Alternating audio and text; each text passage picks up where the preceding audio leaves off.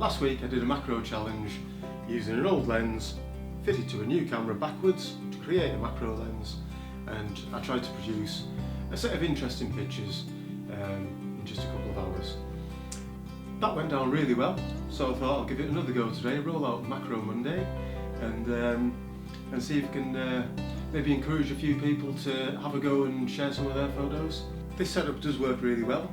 You might have a dedicated macro lens, you might just be using a mobile phone. There's all sorts of ways of getting close-up photos. So I've taken a few bits that I've just found lying around the house here. I've got a big old pile of screws. I've got a bearing that I took out of my neighbour's bike while I was repairing it for them.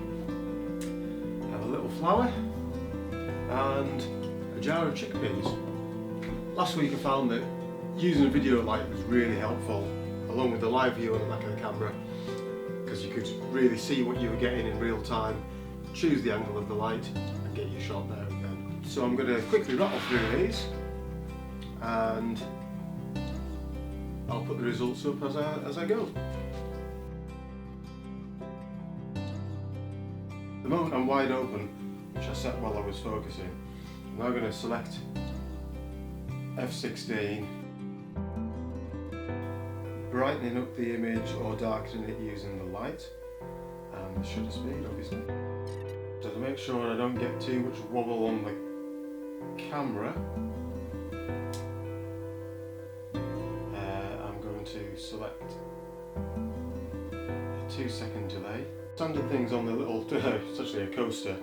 One, it gives me a nice black background to work with, which I really like, and two, it's very easy to move things around.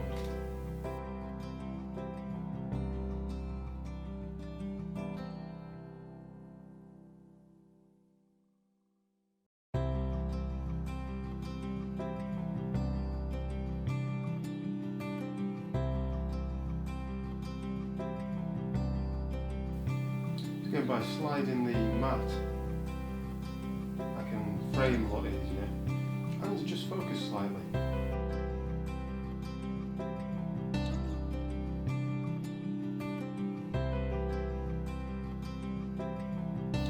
This random pile of screws is creating all sorts of really interesting patterns.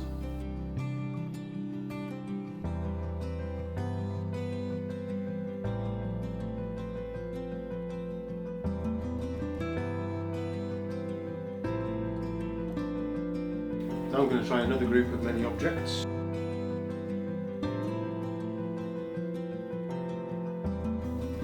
think the trickiest part of this technique is definitely the focusing. And I think I have a lot to learn on that front when it comes to really close, fine focusing of a macro shot. That's 4 fairly random things photographed. I hope you like the results, and I hope you'll have a go and post some back. It's certainly a way to fill in your time during this lockdown period. Cheers!